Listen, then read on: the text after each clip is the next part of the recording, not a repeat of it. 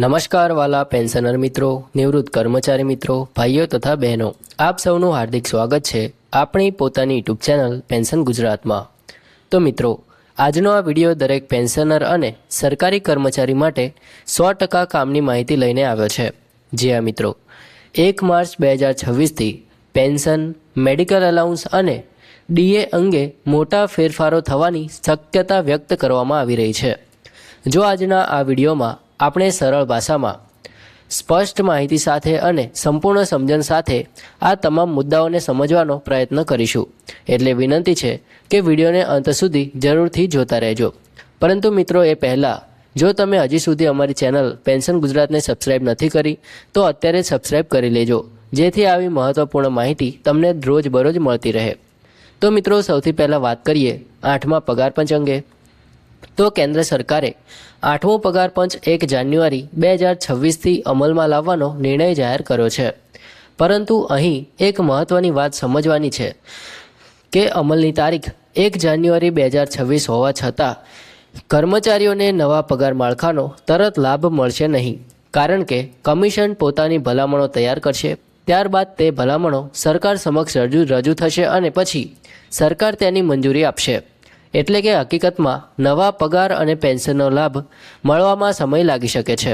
ત્યાં સુધી તમામ કર્મચારીઓ અને પેન્શનરો 7મા પગાર પંચના માળખા હેઠળ જ રહેશે।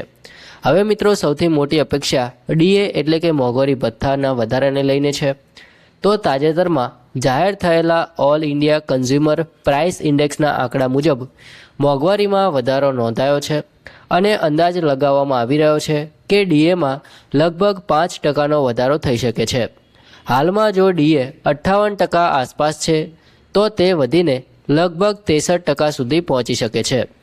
મિત્રો, જો સરકાર માર્ચ 2026 દરમિયાન આ જાહેરાત કરે છે તો વધારેલો ડીએ એપ્રિલના પગારમાં જાન્યુઆરી 2026થી બાકી રકમ સાથે ચૂકવવામાં આવી શકે છે।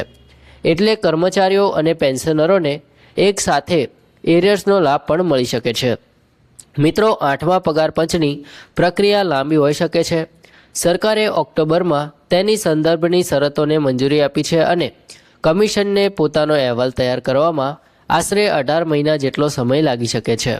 એટલે કે પગાર, પેન્શન અને ભથ્થામાં વાસ્તવિક સુધારા અમલમાં આવવા માટે 2027 સુધી રાહ જોવી પડી શકે છે।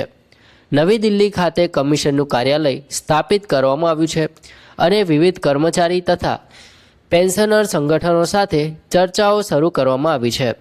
ફિટમેન્ટ ફેક્ટર, લઘુત્તમ વેતન, મેડિકલ સુવિધાઓ અને સેવાની શરતો જેવા મહત્ત્વના મુદ્દાઓ પર ચર્ચા ચાલી રહી છે।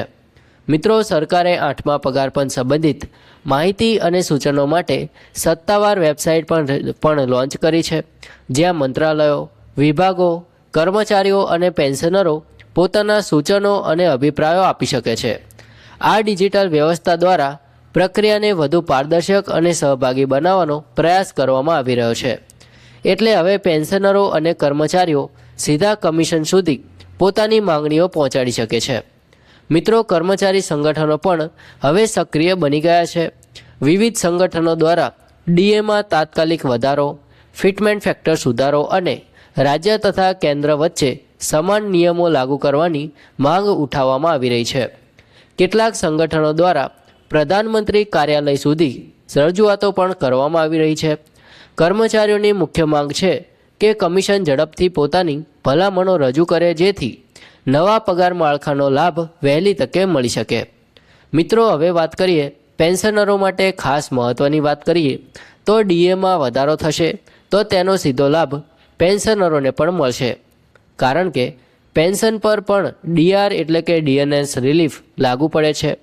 એટલે ડીએમાં 5%નો વધારો થશે તો પેન્શનરોની માસિક પેન્શનમાં પણ નોંધપાત્ર વધારો થશે। સાથે સાથે મેડિકલ એલાઉન્સમાં પણ સુધારા અંગે ચર્ચા પણ ચાલી રહી છે, જેથી વડીલ પેન્શનરોને આરોગ્ય ખર્ચમાં પણ રાહત મળી શકે છે। મિત્રો, હાલમાં સૌની નજર માર્ચ મહિનાની જાહેરાત પર છે। જો સરકાર હોળી પહેલાં ડીએ વધારો જાહેર કરે છે તો એપ્રિલમાં વધારેલા પગાર અને પેન્શન સાથે એરિયરનો લાભ મળી શકે છે। પરંતુ 8મા પગાર પંચની સંપૂર્ણ અમલવારી માટે હજી સમય લાગી શકે છે।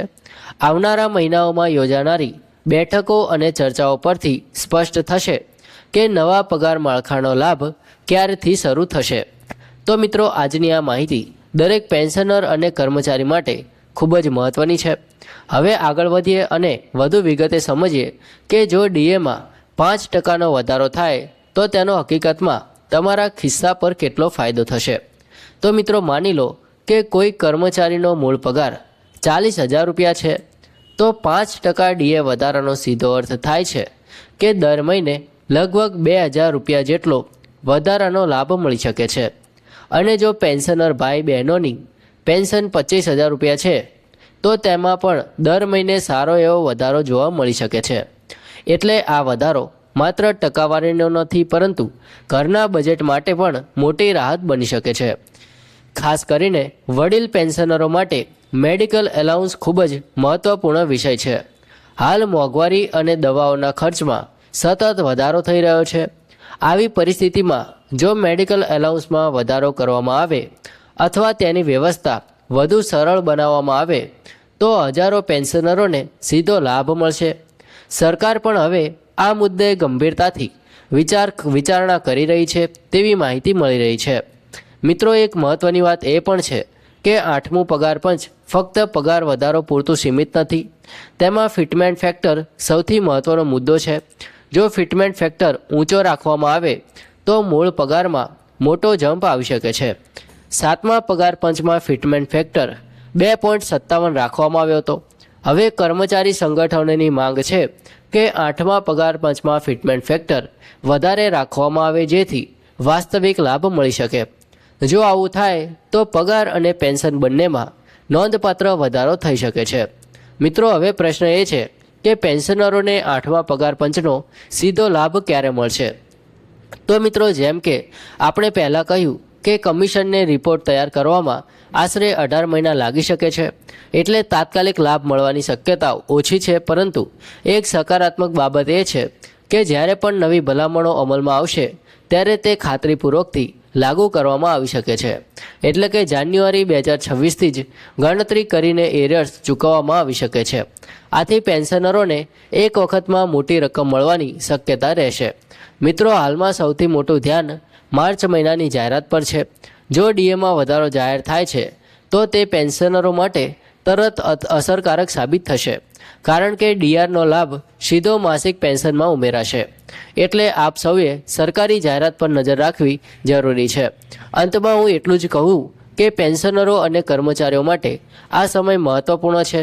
સરકાર અને કમિશન વચ્ચેની ચર્ચાઓ, કર્મચારી સંગઠનોની માંગણી અને આવનારા નિર્ણયોની લાખો પરિવારોની આર્થિક સ્થિતિ પર અસર પડશે. આપણે આશા રાખીએ કે સરકાર કર્મચારીઓ અને પેન્શનરોની મહેનત અને સેવા ધ્યાનમાં રાખીને યોગ્ય અને ન્યાયસંગત નિર્ણય લેશે. જય હિન્દ, વંદે માતરમ.